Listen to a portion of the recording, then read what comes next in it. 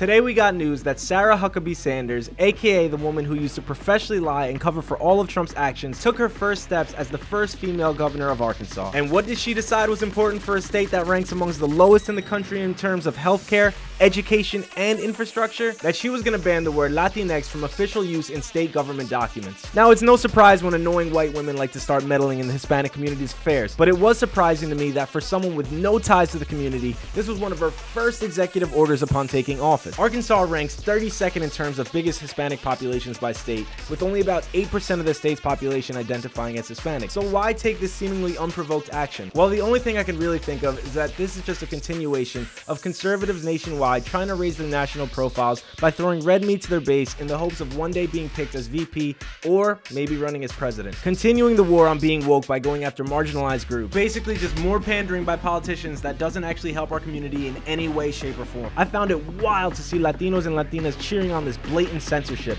People saying things like, wow, something that I could agree with her on. Literally happy that someone who's not even remotely affected by this debate would make decisions for our community. The same people who say that Latinx is just Americans telling us what to do with our language are now happy that a literal American is telling us what to do with our language. And the reasoning in the executive order says that ethnically insensitive language has no place in official government documents and that the government has a responsibility to respect its citizens.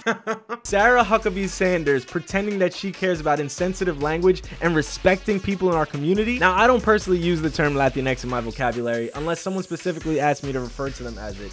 Then fine, it's no problem. And that's really as simple as it should be. If you don't want to use it, then don't. But there is no reason to applaud someone literally banning it in state documents. Comment your thoughts below. What do you think her motives for this were? And what are your thoughts on this?